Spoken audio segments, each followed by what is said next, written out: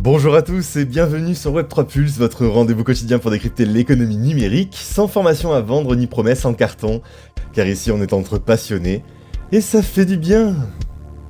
Cela étant dit, j'espère que vous prenez soin de votre santé numérique. Aujourd'hui, mardi 17 juin 2025, on a pas mal de bonnes actus, avec un géant bancaire américain qui s'apprête à lancer un nouvel actif blockchain, Avalanche qui mise sur le gaming pour fédérer ses communautés, Nexé qui renforce sa sécurité avec 100 millions sur la table, et Bybit, connu pour son exchange centralisé, qui passe en mode hybride sur Solana.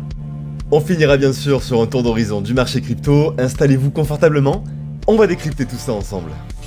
Et on attaque tout de suite par une nouvelle qui pourrait peser lourd dans la balance des stablecoins. JP Morgan a déposé une marque pour un actif blockchain appelé JPMD.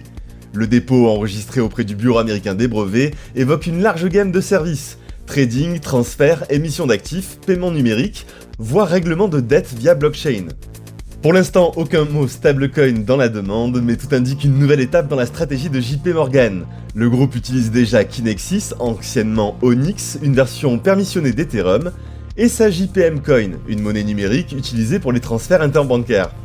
En avril par exemple, plus de 2 milliards de dollars transités chaque jour via leur système, c'est colossal.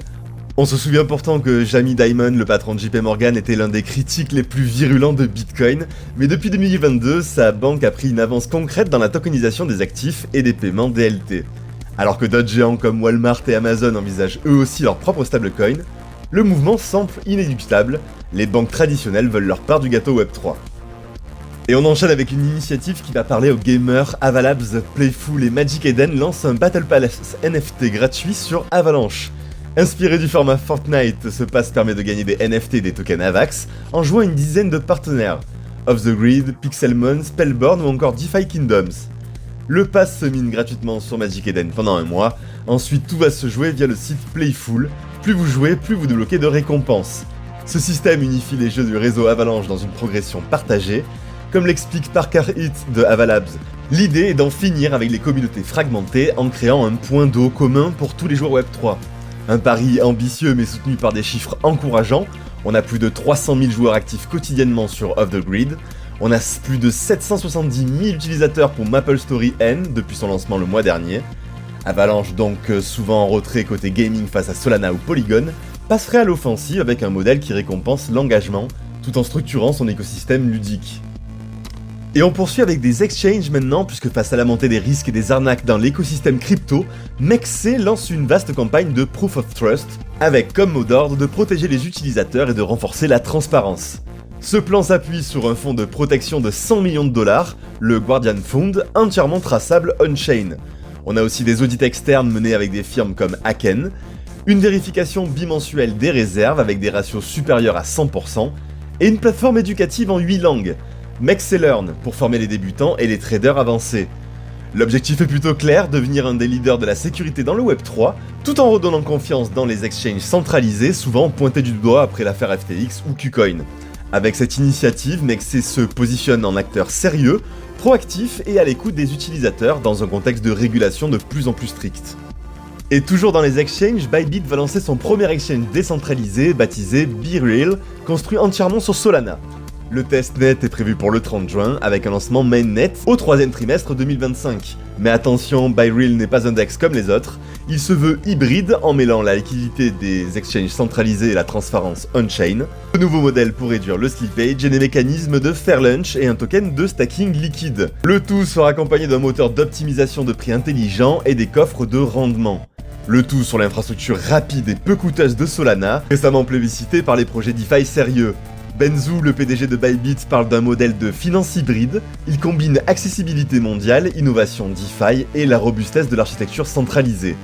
En toile de fond, Bybit cherche à rebondir après avoir fermé plusieurs services Web3 ces derniers mois. Et le timing est bon. Le marché DEX revient ultra compétitif, avec Uniswap, Curve, Radium et bientôt BeReal. Du côté du marché crypto, après une semaine marquée par l'indécision, la capitalisation totale ressort à 3340 milliards de dollars, pas de gros mouvement donc on est sur un plus 0,80% sur 24 heures, pour un volume d'échange de 135 milliards, en très forte hausse de plus 49%. Un regain de liquidité porté donc par les premières prises de position post-week-end et une rotation visible des capitaux.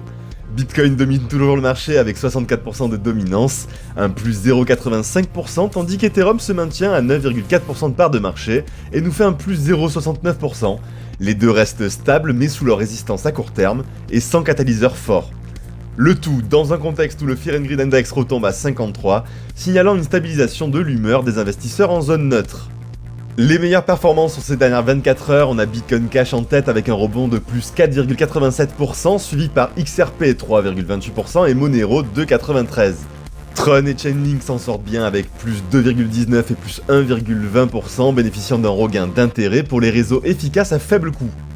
Pour les mouvements à la baisse, on note un décrochage technique de Solana, moins 2,11%, Cardano, moins 1% et Shiba Inu, moins 1,4%. Leurs courbes sur 7 jours sont nettement orientées à la baisse, impactées par les retraits de liquidités après de fortes phases d'accumulation. A noter également que Dogecoin perd 1,61% et suit recul de 0,39% malgré une bonne dynamique sur les volumes. Voilà, c'est tout pour moi, j'espère que cette vidéo vous a plu. Si c'est le cas, merci de liker, commenter et abonnez-vous pour ne rien rater. On se retrouve dès demain, et d'ici là, tradez prudemment, holdez intelligemment, et surtout ne vous laissez pas manipuler par vos émotions. A très vite sur WebTroPulse.